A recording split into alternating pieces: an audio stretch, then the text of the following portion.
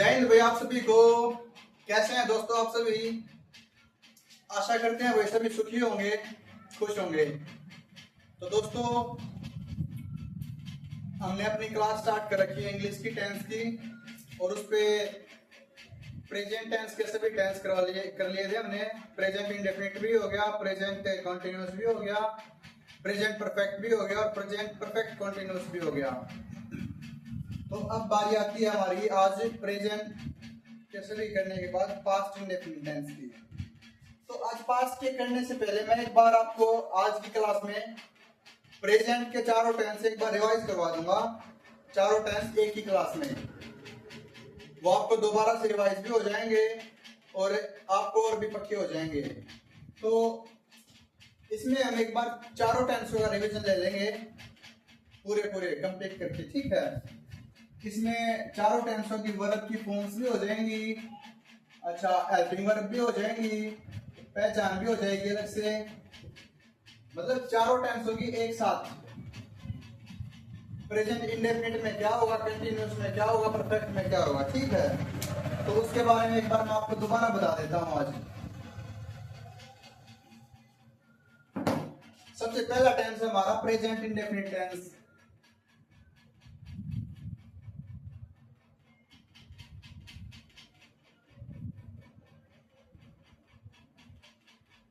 Present indefinite tense present indefinite tense पहला tense होता है।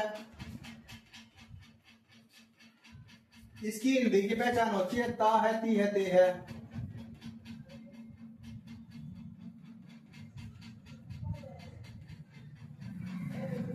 ये हिंदी की पहचान होती है प्रेजेंट इंडेफिनिट टेंस की। अच्छा, इसकी हेल्पिंग वर्ब होती है डू और डज। डू और डज इसमें मैंने बताया था भाई, सब्जेक्ट अगर ही, सी, इट या सिंगुलर नाउन होगा तो डज का प्रयोग हो गया। अगर सब्जेक्ट आई होगा, यू होगा, दे होगा या फिर प्लूरल होगा तो उसके साथ डू का प्रयोग होएगा, डू का, ठीक है। और सबसे खास बात क्या रिप्रेजेंट इंडेफिनिट टेंस की, ये डू और डज जो हेल्पिंग वर्ब है ये सिंपल टेंस में यूज नहीं होगी, सिंपल सेंटेंस में यूज नहीं होगी, सिर्फ नेगेटिव में और इंटरोगेटिव में होगी भाई, डू और डज। नेगेटिव सेंटेंस में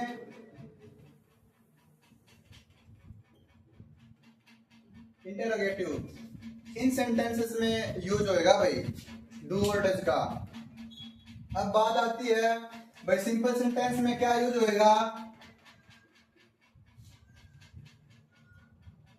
जैसा कि हमने पहले भी किया था, सिंपल सेंटेंस में सीधा ही सब्जेक्ट आएगा, सब्जेक्ट के साथ वर्ब की फर्स्ट फॉर्म या आएगी, वर्ब की फर्स्ट फॉर्म आएगी और फिर उसके बाद वर्ब की फर्स्ट फॉर्म के साथ एस या ईएस आएगा। लेकिन वो कब आएगा, जब सब्जेक्ट हमारा ही, सी, इट या सिंगुलर नाउन होगा तो इसके साथ एस या ईएस आ जाएगा। लेकिन अगर प्लूरल होगा, एक बार हम यहाँ पे प्लूरल कर लेते हैं पहले। अगर सब्जेक्ट हमारा प्लूरल होगा तो क्या बनेगा, सब्जेक्ट प्लस वर्ब की फर्स्ट फॉर्म प्लस ऑब्जेक्ट। ये हमारा सिंपल सेंटेंस का फॉर्मूला है, ऐसे बनेगा, ठीक है। टेंस में क्लास में मैंने करवा भी दिया था, एक बार फिर से बता दिया है। और एक रहता हमारा जब सब्जेक्ट ही, सी, इट या फिर सिंगुलर नाउन होता है तो सिंपल सेंटेंस कैसे बनाएंगे हम, सिंपल सेंटेंस का क्या फॉर्मूला होगा। तो इसमें फॉर्मूला था हमारा सब्जेक्ट प्लस वर्ब की फर्स्ट फॉर्म प्लस एस या ईएस। क्या समझे आप, वर्ब की फर्स्ट फॉर्म के साथ एस या ईएस लगेगा। जैसे गो होता है, गो के साथ गो ईएस लग के गोज हो जाएगा। रीड होता है पढ़ना, रीड्स हो जाएगा एस या ईएस लग के। स्पीक होता है बोलना, स्पीक्स हो जाएगा बोलना, वर्ब की फर्स्ट फॉर्म के साथ एस या ईएस लग के स्पीक्स। कैच पकड़ना होता है, एस या ईएस लग के कैचेज हो जाएगा। तो ऐसे ही सब्जेक्ट होएगा, वर्ब की फर्स्ट फॉर्म के साथ एस या ईएस लगेगा और ऑब्जेक्ट आ जाएगा सीधा, लास्ट में फुल स्टॉप। कब है ये? जब हमारा सब्जेक्ट ही, शी, इट या सिंगुलर नाउन होगा तो की बात है ये। अगर सब्जेक्ट हमारा प्लूरल होएगा तो सब्जेक्ट, वर्ब की फर्स्ट फॉर्म और ऑब्जेक्ट सिर्फ ये आएंगे, ना तो कोई हेल्पिंग वर्ब आएगी, ना ही कोई एस या ईएस लगेगा वर्ब की फर्स्ट फॉर्म के साथ, ठीक है। और इसके बाद बात कर लेते हैं नेगेटिव और इंटरोगेटिव सेंटेंस की, ठीक है। तो एक बार उसके बारे में भी बता देता हूं मैं। डू और डज का आपको समझ में आ गया? डू और डज ही हमारी हेल्पिंग वर्ब्स होती हैं इसकी। अब 4 टेंस करने के बाद आप लोगों ने खुद से कोई बात सोची होगी, हेल्पिंग वर्ब का प्रयोग हमेशा ही इंटरोगेटिव में और नेगेटिव सेंटेंस में बिल्कुल हो रहा है। अगर इंडेफिनिट होता, पास्ट इंडेफिनिट होता या फिर प्रेजेंट इंडेफिनिट है, उसमें सिंपल सेंटेंस में हेल्पिंग वर्ब यूज नहीं हो रही, सिंपल में। नेगेटिव में, इंटरोगेटिव में वहां पे हेल्पिंग वर्ब का प्रयोग जरूर होता है। तो प्रेजेंट इंडेफिनिट टेंस की हेल्पिंग वर्ब वही रहेंगी जो अभी बताई थी, डू और डज, ठीक है। अगर नेगेटिव होगा सेंटेंस, एस या ईएस का आपको समझ में आ गया, डू और डज का भी समझ में आ गया भाई। अगर सब्जेक्ट अगर सिंगुलर होगा, ही, शी, इट या सिंगुलर नाउन होगा और हमें डज लगाना पड़ गया तो हम डज लगाएंगे उसके साथ।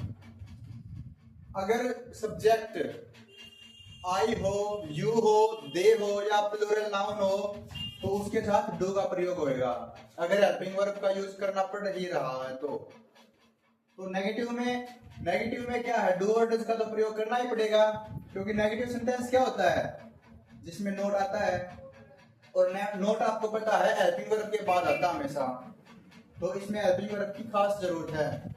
तो क्या बनेगा, सब्जेक्ट प्लस डू या डज में से जो ठीक रहेगा वो आपको लगाना है, डू या डज में से कोई एक आएगा, प्लस नोट आ जाएगा, नोट फिर प्लस वर्ब की फर्स्ट फॉर्म और प्लस में ऑब्जेक्ट। इस बात का भी आपने ध्यान रखना है, अगर सेंटेंस नेगेटिव या इंटरोगेटिव है, डू और डज का प्रयोग उसमें हो रहा है, तो वर्ब की फर्स्ट फॉर्म के साथ कुछ नहीं आएगा, सिर्फ खाली वर्ब की फर्स्ट फॉर्म आएगी, समझे बात को। तो ये नेगेटिव का हो गया। अब इंटरोगेटिव की बात करें,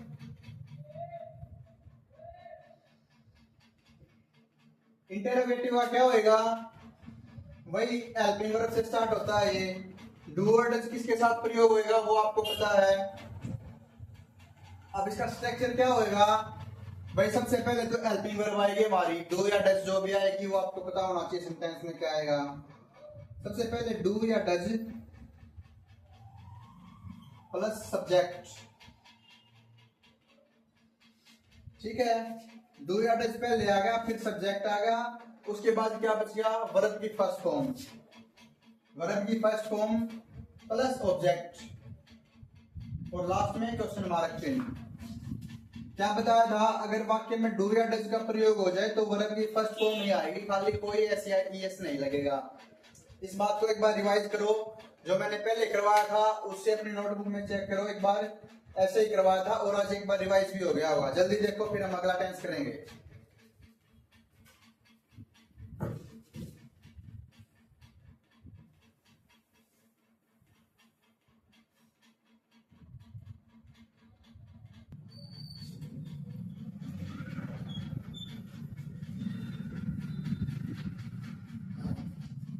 ये होगा भाई, इसको इरेज कर देते हैं हम।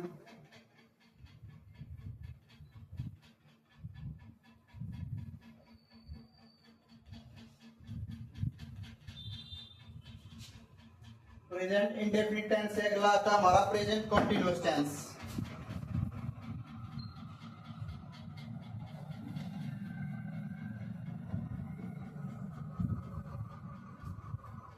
क्या आता है, प्रेजेंट कंटीन्यूअस टेंस।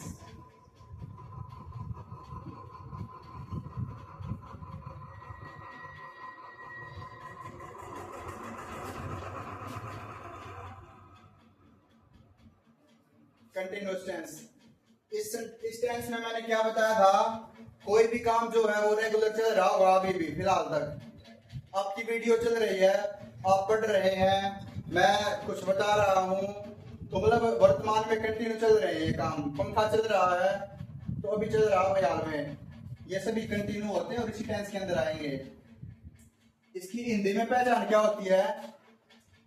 हिंदी में पहचान होती है भाई वाक्य के अंत में रहा है,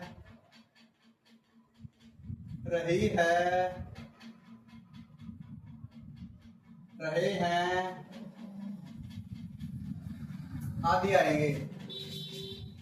अब पिछली क्लास में हमने सेंटेंस किया था प्रेजेंट परफेक्ट कॉन्टिन्यूअस टेंस, उसमें भी आ रहा था रहा है, रही है, रहे हैं, लेकिन उसमें और इसमें फर्क क्या था? उसमें से रहा है, से रही है, से रही है ये आ रहा था, इसमें खाली रहा है। उसमें क्या था? प्रेजेंट परफेक्ट कॉन्टिन्यूअस में कोई टाइम दे रखा था आपको, उस समय से वो काम कर रहा था कोई भी। इसमें कोई टाइम नहीं है आपका, सिर्फ वो वर्तमान में काम चल रहा है, ये फर्क है भाई, समझे? इसकी हेल्पिंग वर्ब क्या बताई थी मैंने? प्रेजेंट कंटिन्यूअस टेंस की हेल्पिंग वर्ब बताई थी मैंने, इज, एम, आर, ये हेल्पिंग वर्ब बताई थी। ठीक है, ध्यान आ गई आपको? आपको पता होगा एम का प्रयोग हमेशा आई के साथ, आई के साथ एम का प्रयोग। एम सिर्फ इकलौती ऐसी हेल्पिंग वर्ब है, सिर्फ आई के साथ आएगी, स्पेशल आई के लिए बनी है ये। ठीक है, और इज का प्रयोग कोई भी सिंगुलर नाउन हो उसके साथ इज का प्रयोग होएगा, ना तो फर्स्ट पर्सन प्रोनाउन के साथ यूज होएगा, ना सेकंड के साथ होएगा। थर्ड पर्सन में ही, सी, इट, ये प्रोनाउन हो इनके साथ इज का प्रयोग होएगा, या फिर सिंगुलर नाउन हो, कोई नदी का नाम हो, कोई लड़के का नाम हो, कोई एक लड़का हो, जातिवाचक संज्ञा पर कोई भी हो, मतलब व्यक्तिवाचक संज्ञा कुछ भी, अगर वो सिंगुलर है तो इज का प्रयोग होएगा। सेम ऐसे ही आर का प्रयोग किसके साथ होएगा? फर्स्ट पर्सन में आई के साथ तो हो गया, एम का रह गया वी, तो वी के साथ आर का प्रयोग हो जाएगा। सेकंड पर्सन प्रोनाउन में क्या है? यू, यू के साथ आर का प्रयोग हो जाएगा। थर्ड पर्सन में क्या है? ही, सी, इट, तो यहाँ पे आ लिए, तो बच गया दे, तो दे के साथ भी आर का प्रयोग हो जाएगा। इसके अलावा क्या बचा? प्लूरल प्रोनाउन हो, प्लूरल, प्लूरल प्रोनाउन तो यही हो गए। प्लूरल नाउन हो कोई, भाई नदियां हो, लड़के हो, दो या दो से ज्यादा लड़के हो, दो या दो से ज्यादा कुत्ते हो जो लड़ रहे हो या कुछ और करते हो, मतलब काम करने वाले दो से ज्यादा होने चाहिए, दो या दो से ज्यादा, तो उनके साथ आर का प्रयोग होएगा। ये मैंने पिछली क्लास में आपको बताया था, एक बार देखो उसको।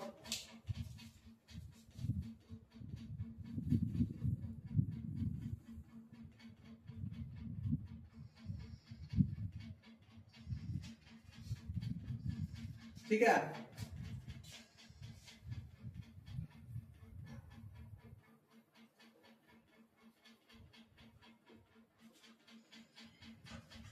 कंटिन्यूअस की एक मेन पहचान मैंने क्या बताई थी? सबसे मेन पहचान, चाहे वो प्रेजेंट का हो, चाहे पास्ट का हो, चाहे फ्यूचर का हो, लेकिन कंटिन्यूअस होना चाहिए।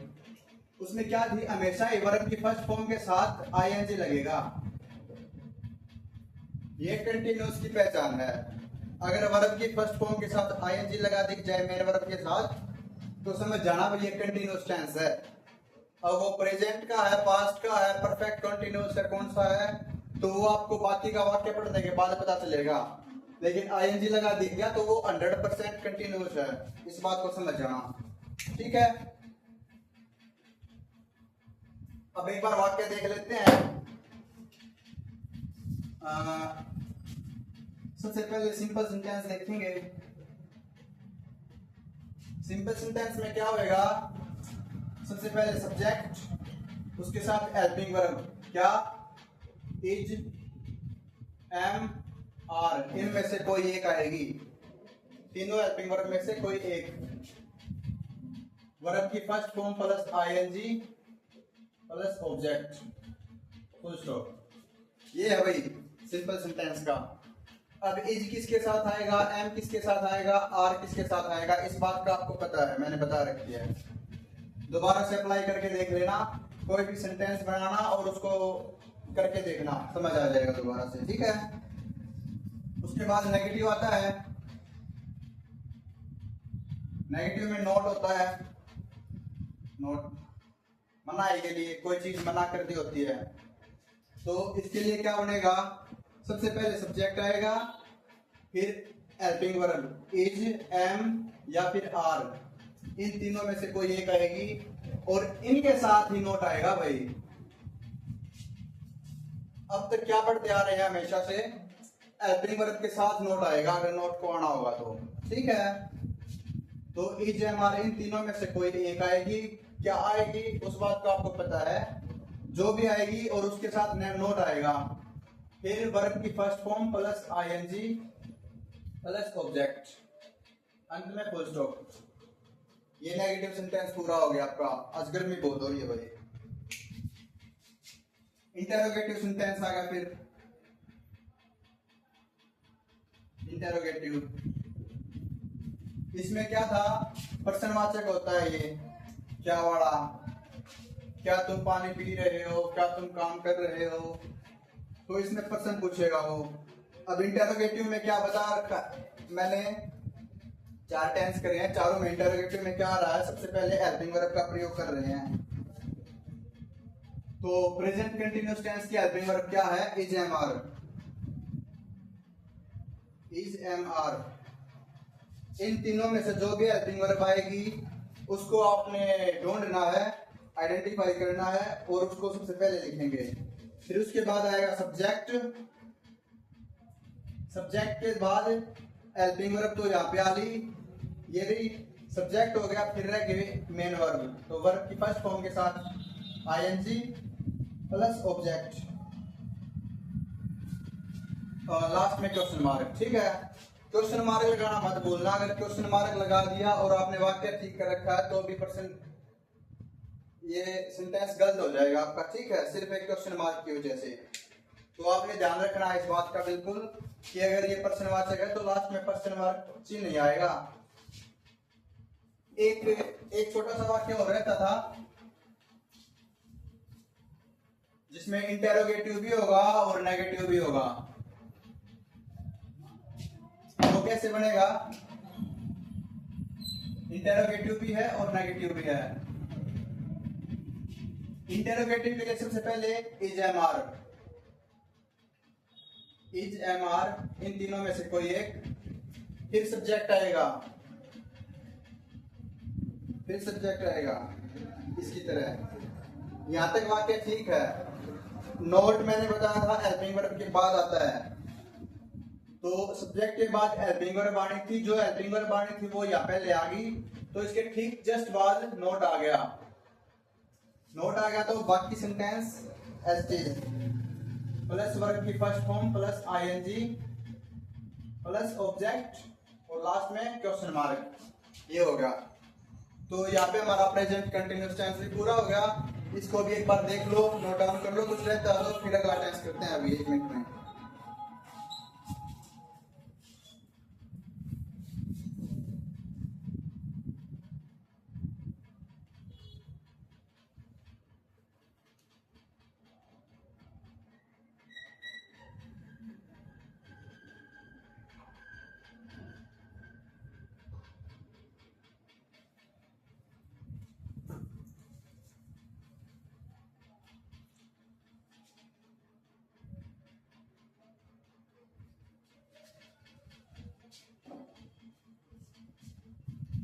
हो गया भाई।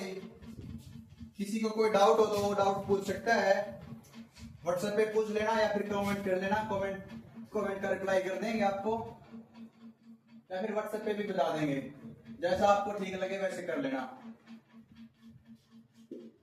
बस अगर किसी को डाउट हो तो भाई मन में मत रखना, अगर मन में डाउट रख लिया तो वो क्लियर नहीं होएगा। किसी भी तरह का कोई भी डाउट हो अगर उसके बारे में डिस्कस ना किया जाए तो वो क्लियर नहीं होता कभी भी, इनफैक्ट वो और ज्यादा बढ़ भी जाता है। तो अगर कोई डाउट है तो उसको डिस्कस करना जरूर। अगला टेंस करते हैं, तीसरा टेंस कौन सा है? मार्कर दूसरा दे देते हैं।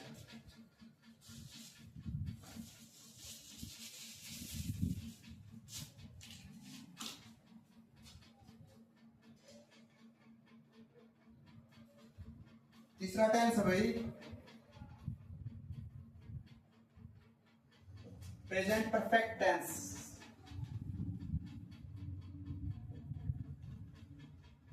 प्रेजेंट परफेक्ट टेंस, इसका क्या मतलब होता है? कोई भी काम है वो काम पूरा हो चुका, मतलब वो काम कर रहा है या नहीं कर रहा इस बात से कोई मतलब नहीं होता, वो काम पूरा हो चुका। जो भी कोई वर्ब होती है, रोना धोना लिखना पूछना कुछ भी, तो वो काम हो चुका होता है। किसी ने पूछना होता है तो वो पूछ चुका होता है। इससे क्या समझ आता है भाई? हिंदी के वाक्य के अंत में चुका है, चुकी है, चुके हैं, या तो ये आता है या फिर या है, ये है, ये है। मतलब कैसे? अब अगर आप वैसे चेक करने बैठ जाओगे ना, बच्चों का दिमाग बहुत ज्यादा चलता है, तो इसमें कई अपवाद भी होंगे, लेकिन उसके लिए मैं आपको एक उदाहरण दे देता हूं। इसका मतलब क्या है? जैसे वे रोहतक से आए हैं, आए हैं का मतलब क्या हुआ? आना था वो हो चुका। उन्होंने केले खाए हैं, खाए हैं मतलब खा चुका वो, सेंस तो वही निकल रही है चुका वाली। तो इसलिए ये मैंने लिखा है ताकि आप कंफ्यूज ना हो। तो इसको देख के आप वाक्य पूरा पढ़ना और उसको समझना परफेक्ट हो चुका या नहीं हो चुका। अगर वो परफेक्ट हो चुका है तो वो प्रेजेंट परफेक्ट टेंस है, ठीक है? तो ये हो गया। अब हमारे प्रेजेंट परफेक्ट टेंस की हेल्पिंग वर्ब क्या होती है? हेल्पिंग वर्ब क्या होती है? हैज या हैव, हैज या हैव होती है। और इसके बाद मेन पहचान क्या होती है परफेक्ट की? जिस तरह कंटिन्यूअस की थी, वर्ब की फर्स्ट फॉर्म के साथ आईएनजी आएगा, ऐसे ही परफेक्ट टेंस की है। कोई भी परफेक्ट हुआ वो कंटिन्यूअस को छोड़कर, चाहे वो प्रेजेंट परफेक्ट हो, चाहे पास्ट परफेक्ट हो, चाहे फ्यूचर परफेक्ट हो, हमेशा ये वर्ब की थर्ड फॉर्म आएगी उसके साथ, ठीक है? अगर वर्ब की थर्ड फॉर्म आपको दिख जाए तो समझ जाना ये कोई भी परफेक्ट टेंस है, ठीक है? तो ये है भाई। अब एक सिंपल सेंटेंस का वाक्य दिखाते हैं आपको। सिंपल सेंटेंस का स्ट्रक्चर क्या होता है? सब्जेक्ट प्लस हेल्पिंग वर्ब, मतलब हैज या हैव। हैज या हैव में से कोई एक कौन सी आएगी इस बात का आपको पता है। प्लस वर्ब की थर्ड फॉर्म प्लस ऑब्जेक्ट, इतना सा है सिंपल सेंटेंस, ठीक है? हो गया भाई।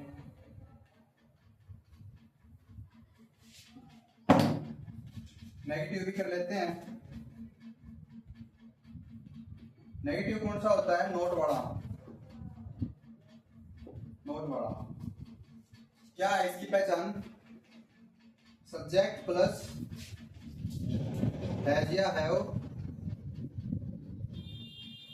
आज तो मैंने सभी इकट्ठे करवा दिए तो आपको ध्यान होगा ये बात। हमेशा ही हेल्पिंग वर्ब के बाद नोट आ रहा, अगर नोट आना होता है तो सब्जेक्ट प्लस हैज या have plus note plus verb की थर्ड फॉर्म प्लस ऑब्जेक्ट, अंत में फुल स्टॉप। ये समझे?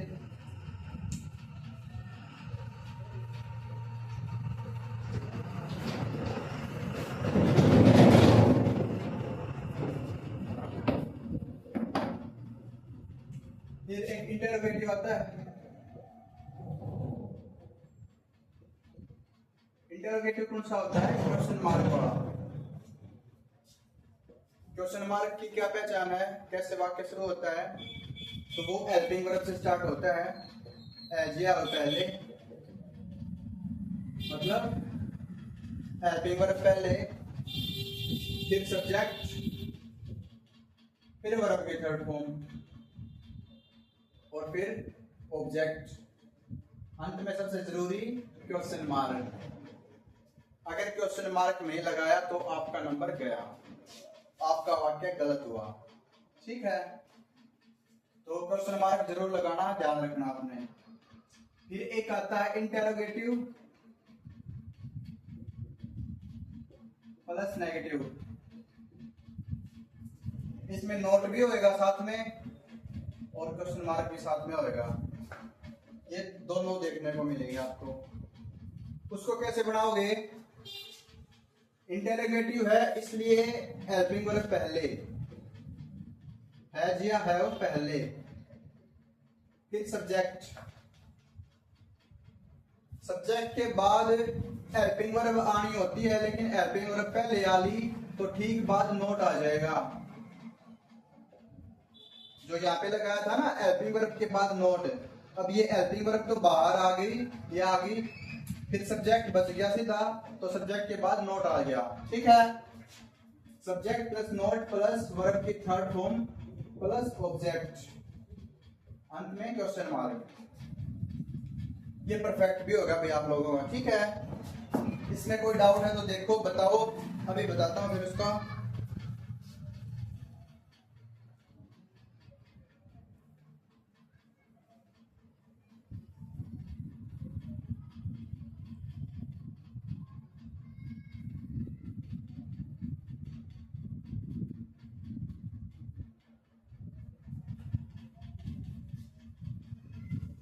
ठीक है, अभी ये भी हो गया आपका। प्रेजेंट का एक टेंस और बचता है, वो भी करवा देता हूं मैं।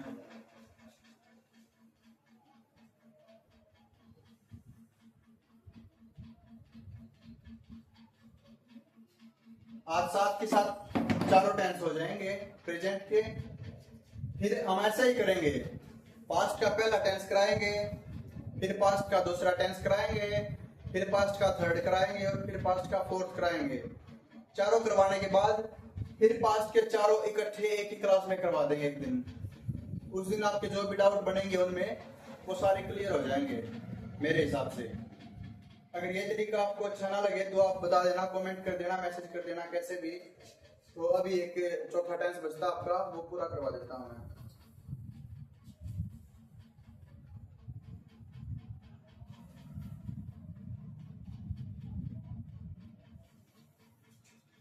चौथा टेंस आ गया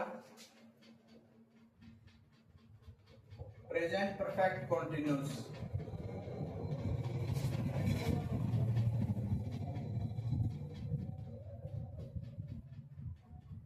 कॉन्टिन्यूस, ये वही बात आ गई, वही से रहा है, से रही है, से रहे हैं।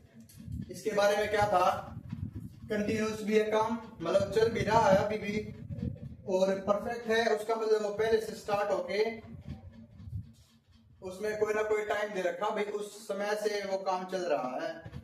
वह दोपहर से पढ़ रहा है, वह परसों से पढ़ रहा है, वह परसों से खेल रहा है, वह 2020 साल से वहां पे रह रहा है। इस तरीके के सवाल होंगे वो। वह 2 बजे से रोहतक गया हुआ है, वह 5 बजे से घूमने के लिए गया हुआ है, इस तरह के वाक्य होंगे। ठीक है, से रहा है, से रही है, से रहे हैं, लिख लो ये भी।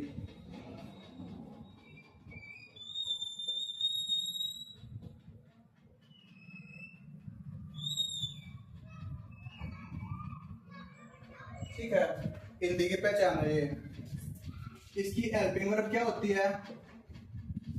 हर टेंस की एक कोई ना कोई हेल्पिंग वर्ब है, तो इसकी हेल्पिंग वर्ब है has been, have been, has been या फिर हैव बीन।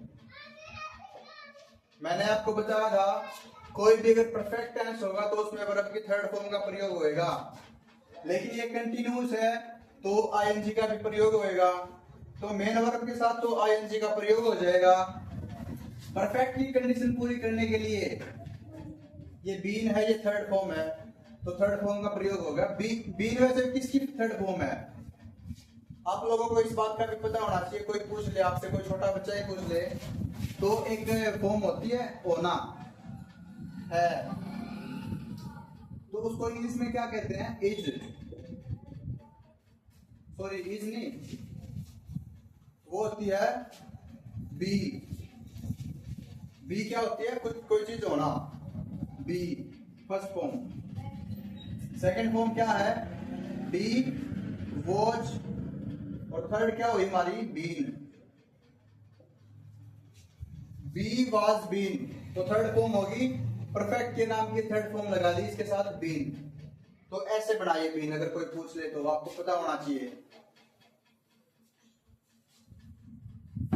अब वर्ब की मेन फॉर्म कौन सी आएगी मेन वर्ब के साथ? तो जो मेन वर्ब होगी वो होगी वर्ब की first form plus ING. ING किस लिए? क्योंकि कंटिन्यूअस है इसलिए। ठीक है। एक सबसे अलग चीज मैंने क्या बताई थी परफेक्ट कंटिन्यूअस में? भाई कोई भी टाइम दे रखा होगा आपको, मॉर्निंग हो गया, 2 AM हो गया, 2 PM हो गया, टुमारो हो गया, यस्टरडे हो गया, इस तरीके के कोई भी होंगे, प्रीवियस नाइट हो गया, भाई लास्ट मंथ हो गया, जनवरी हो गया, फरवरी हो गया, संडे हो गया, कुछ भी हो गया, मतलब कोई भी एक टाइम दे देंगे आपको, और एक सिंस या फिर फॉर,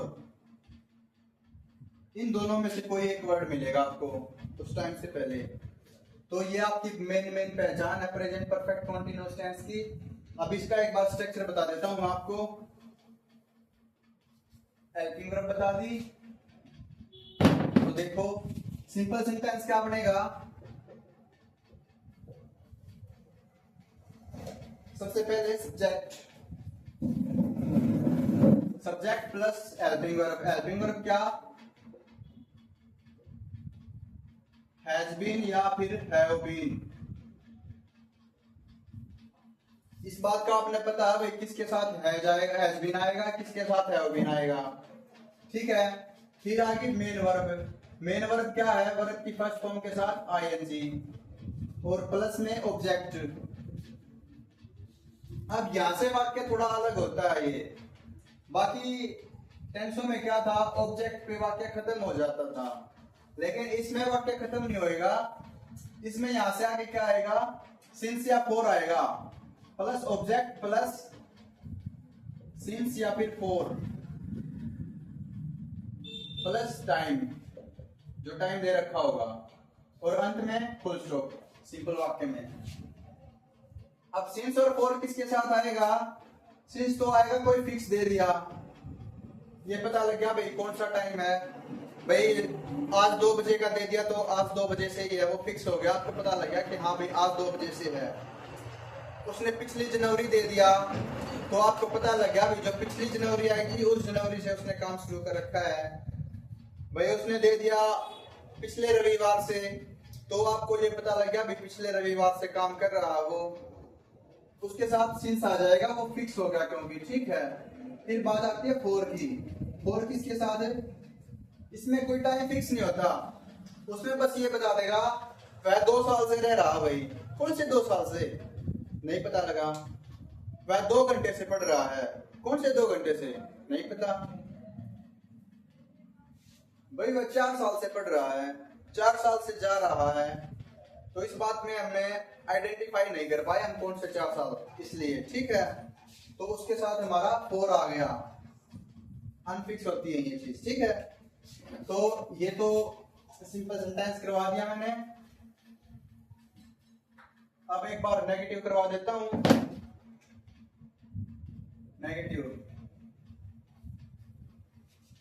नेगेटिव में क्या होता है? नोट वाला।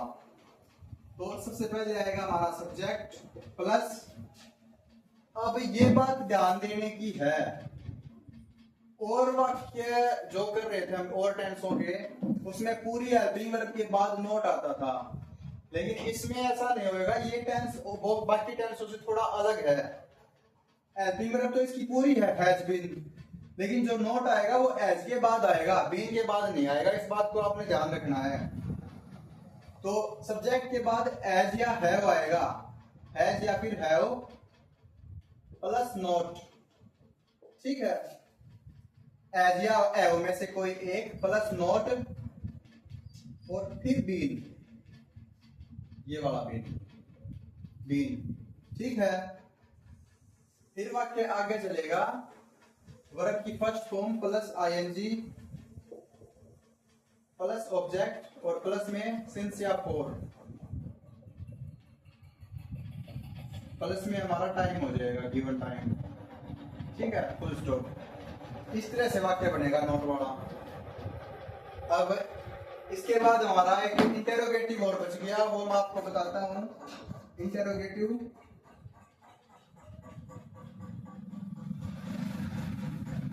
थोड़ा स्पीड में इसलिए लिख रहा हूं क्योंकि थोड़ा तकाजा भी आज, और ये वैसे भी रिवीजन क्लास है, ठीक है। तो ये मत सोचना कि भी आज थोड़ी स्पीड से करवा रहे हैं, जब अगला टेंस लेके आएंगे उसमें आपको आराम से बताएंगे। और अगर ये समझ में नहीं आ रहा और भी गहराई से जानना है तो पिछली क्लास है मेरी, उस क्लास में देख लेना आप, प्रेजेंट परफेक्ट कंटीन्यूअस खोल के, या फिर पहले वाले भी कोई स्पीड से लेंगे तो उसको भी खोल के देख लेना, ठीक है। तो ये प्रश्नवाचक है, इसका मैंने क्या बताया था, प्रश्नवाचक जो भी होगा उसकी हेल्पिंग वर्ब पहले आएगी। जैसे नॉट हैज या हैव बीन के बीच में आ रहा था, उसी प्रकार आगे भी सिर्फ एक ही वर्ड आएगा हेल्पिंग वर्ब का, क्या, हैज या हैव में से कोई एक बार आएगा, सब्जेक्ट से भी पहले, सबसे पहले, फिर सब्जेक्ट आएगा और फिर बीन आएगा, क्या समझे। हैज या हैव बार आ गया, बीन अपनी जगह रह गया, तो सब्जेक्ट के बाद बीन बच गया और वर्ब की first form plus ING plus object, यहां तक वाक्य खत्म हुआ। फिर सिंस या टाइम में से कोई एक, सिंस या फॉर प्लस टाइम, और लास्ट में क्वेश्चन मार्क चिन्ह आपका। तो ये था भाई।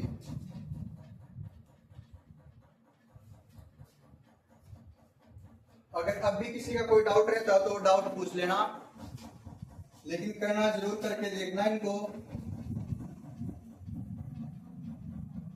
दिल्ली पुलिस की वैकेंसी आ रखी है, पता है आपको। जिसने फॉर्म नहीं भरा भाई वो अपना फॉर्म भर लो, और जिसने फॉर्म भर लिया वो अपनी तैयारी शुरू कर दो। अगर कोई भाई या बहन कैफे पे जाके अपना फॉर्म नहीं भरवा सकते तो वो मेरे से भी फॉर्म भरवा सकते हैं। अपने डॉक्यूमेंट मेरे व्हाट्सएप नंबर पर भेज देना 9138338788, ये मेरा व्हाट्सएप नंबर है। इस पे डॉक्यूमेंट्स भेज देना, बोल देना कि सर ये भाई दिल्ली पुलिस का फॉर्म भरवाना, या फिर कोई भी फॉर्म भरवाना हो अपने, इस नंबर पे आप भरवा सकते हैं। मेरा खुद का अटल सेवा केंद्र है, अटल सेवा केंद्र मतलब सीएससी सेंटर, मैं इसके फॉर्म्स भरने का काम भी करता हूँ, ठीक है। इस तरह की कोई भी जरूरत हो, कोई भी बात हो तो आप इस नंबर पे बता देना, ठीक है दोस्तों, धन्यवाद।